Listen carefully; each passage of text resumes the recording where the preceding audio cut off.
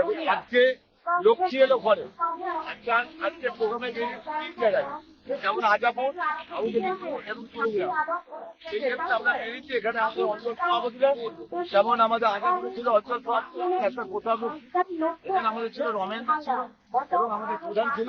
এখানে আমাদের ছিলেন আমাদের বিজয়কান্তি মন্ডল, আমাদের অঞ্চল সভাপতি, আমাদের রেজিস্ট্রার ছিল, আমাদের মল্লিকা মন্ডল ছিল, আমাদের ঋতু ডালি ছিল, আরো যারা নেতৃত্ব ছিল সকলে ছিল, সকলকে আরো ঘোষণা ছিল।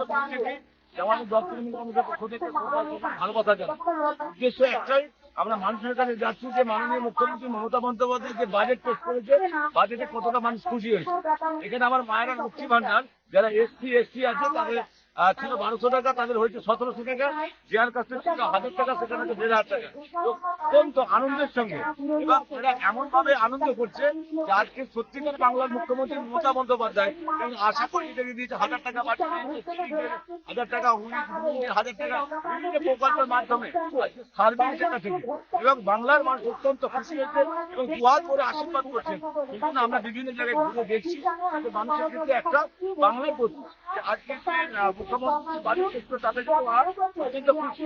আজকে কেন্দ্র সরকার আজকে বাংলাকে বঞ্চিত করে 100 দিনের কাজ যেমন আমাদের বন্ধ আছে, বাংলা ভাষার টাকা দেয়নি, সেগুলো 2 লক্ষ আমাদের মানুষকে আজ বাংলায় আমাদের বাংলা ভাষার জন্য মাননীয় মুখ্যমন্ত্রী মমতা বন্দ্যোপাধ্যায় দিয়েছেন। লক্ষ্মী ভান্ডার যে বিভিন্ন এর মধ্যে হারিয়ে বাজেটের মধ্যে, তাই আমি জামালপুর ব্লকের পক্ষ থেকে এবং মাননীয় মুখ্যমন্ত্রী মমতা বন্দ্যোপাধ্যায়কে ধন্যবাদ জানাই। সাধারণ মানুষের পাশে যে একসঙ্গে থাকে এবং এসআর নিয়ে যে লড়াই চলেছে, সেই লড়াইয়ে এবং ভারতবর্ষের ইতিহাসে এখন পর্যন্ত এমন কোনো ঘটনা ঘটেনি যে মাননীয় মুখ্যমন্ত্রী মমতা বন্দ্যোপাধ্যায় সর্বোচ্চ আদালতে এই সুপ্রিম কোর্টে দাঁড়িয়ে সাধারণ মানুষের জন্য যে প্রতিবাদ, তার জন্য লড়াই করছে। এর জন্য আমরা সকলেই গর্বিত, আনন্দিত যে বাংলার মা মুখ্যমন্ত্রী মমতা বন্দ্যোপাধ্যায় প্রত্যেকটা মানুষের যে একটা আশা আকাঙ্ক্ষা যে লড়াই, সেই লড়াইটা কিন্তু একমাত্র মমতা বন্দ্যোপাধ্যায় ছাড়া আর কিন্তু ভারতবর্ষের মধ্যে কাউকে আমরা করতে পারবো না। তাই ওনাকে আমরা সম্মান জানাই। উনি ভালো থাকুন, উনি সুস্থ থাকুন। Thank you.